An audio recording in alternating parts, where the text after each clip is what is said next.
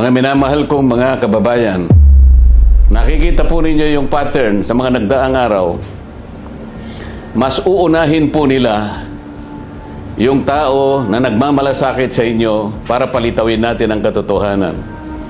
Ngunit yung taong nasa likod ng lahat ng kasalanan ito ng pagnanakaw, hanggang ngayon ay wala pa po silang ginagawang pag-uusig.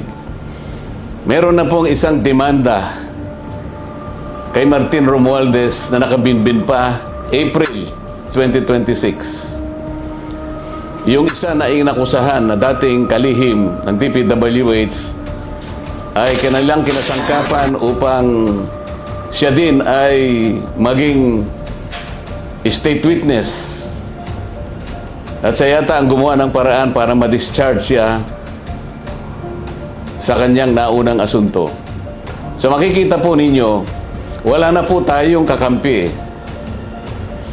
Ang kasalanan ko lamang po yung paglingkuran kayo, kung kasalanan pong matatawag yan. Na humarap sa kanila ng buong tapang para sa ganon ay malaman ninyo ang totoo. Malaman ninyo kung sino ang nagkasala sapagkat gusto nating papanagutin lahat ng mga taong ito. Ngunit kapag ako'y kanilang inaresto, hindi na po matutuloy yan. Akala po nila ay maililibing ito sa limot. Ang isa pa pong inaasahan nila ay hindi na po ako makakasali doon sa impeachment proceedings na nakatakda pong magsimula sa susunod na linggo. Sa mga tweet, 2 ibon sa isang putok, mga kababayan. So talagang maliwanag na planado po ito, mga kababayan, kasi 2 linggo bago nagpahayag ang ating ombudsman, sinabi na rin ni Ping Lacson na tila siyam pa na senador ang makukulong.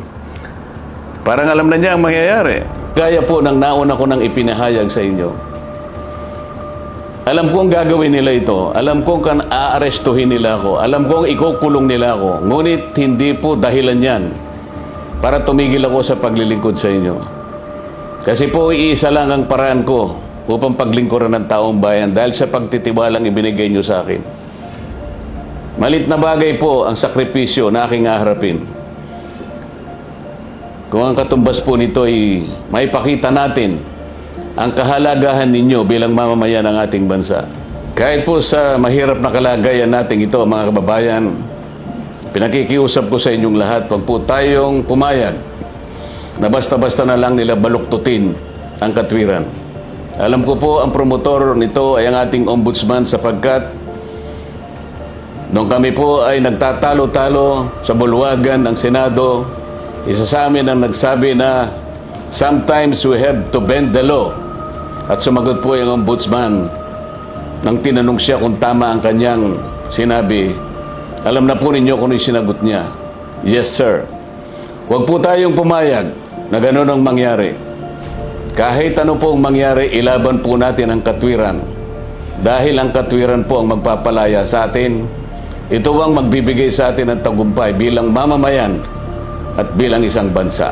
Naniniwala po kasi ako na kahit sa anong laban, lalo na po yung laban na para sa interes ng ating bansa, kinakasihan po tayo ng ating Panginoong Diyos. At hindi siya papayag na magtatagumpay ang nagbabaluktot ng katwiran. Kailanman ang kasamaan, mga kababayan, ay hindi po magtatagumpay.